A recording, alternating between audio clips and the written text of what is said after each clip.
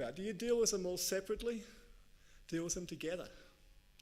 Dealing with them together is easier often to promote trust because individual stakeholders don't think other people are getting better treatment or preferential treatment to themselves, but it may be a difficult thing to be able to control. Need to very carefully balance issues of stakeholder value versus the negative reactions if some stakeholders feel they're not being given the same level of treatment, and whether you're prepared to cope with the feedback from that. Most importantly, there needs to be transparency in all interactions.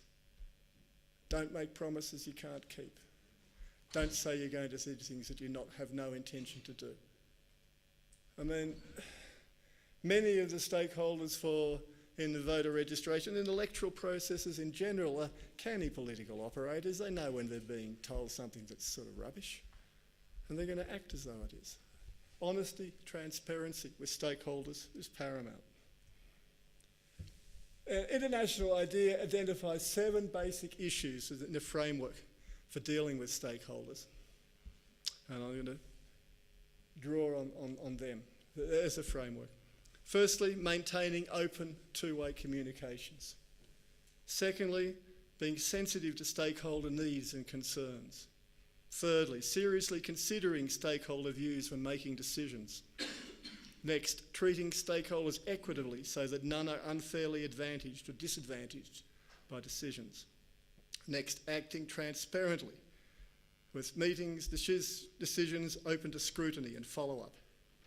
Next, maintaining the highest standards of ethics, respect for human rights, impartiality and care in relationships with stakeholders. Lastly, equitably resolving any conflicts between the needs of stakeholders, particularly voter registration authorities and their staff, and those of other stakeholders. Now, while these were originally developed in terms of how an electoral management body deals with stakeholders, they work equally well for interactions between any of the stakeholders in the voter registration. All mutual interactions. Now, in general, how could these be applied in practice? And this is just the general overview. One's observation and presence. Being able to see, be present, hear what's happening at meetings that are determining frameworks for voter registration. This could be in terms of hearings on law, open public submissions on change in electoral reform to voter registration frameworks. It could be in terms of having transparency in electoral management body meetings. Secondly, formal liaison mechanisms. And again, yesterday we talked about some of the successful ways in which there can be formal mechanisms for multi-party liaison, so that particularly the parties in that sense are drawn into with the management of the process. Equally, it can apply to CSOs, it can equally apply to media, it can equally apply to the other stakeholders in voter registration.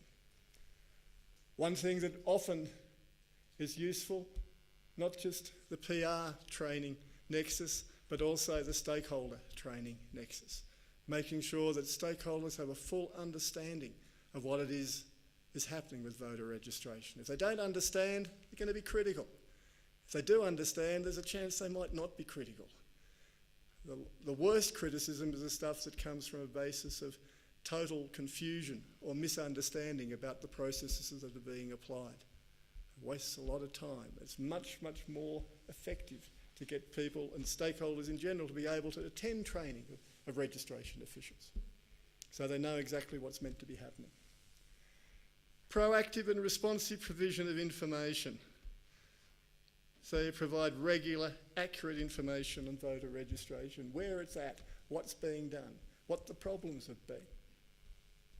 Again, the transparency and the honesty. And that comes even down to inviting analysis. Ask people if they can see anything, ask stakeholders if they can see any problems with the process. And not just inviting analysis, but engaging with criticism. I mean, messengers of bad news often tend to get shot rather than listened to and shot rather than listened to and seriously considered. If the messengers feel that they're being considered, they're much more likely to be supportive. And lastly, if there are problems, don't try and sweep them under the carpet. Don't try and prevent people from making complaints about what's happening about the voter registration. And make sure that there is an effective complaint resolution mechanism to deal with any complaints that are made. Ignorance or ignoring the complaint will just help it to build up. And publicly build up through the media and through activists pushing an issue that has not been effectively resolved.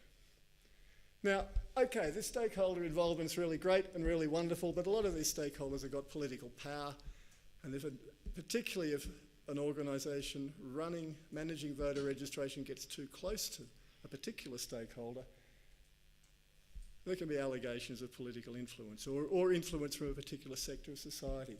So while the input and the engagement and the interactivity is really important, there shouldn't be any appearance of stakeholder control, particularly any particular stakeholder controlling the decisions of those that are managing voter registration. And that's particularly from politically connected stakeholders. Okay.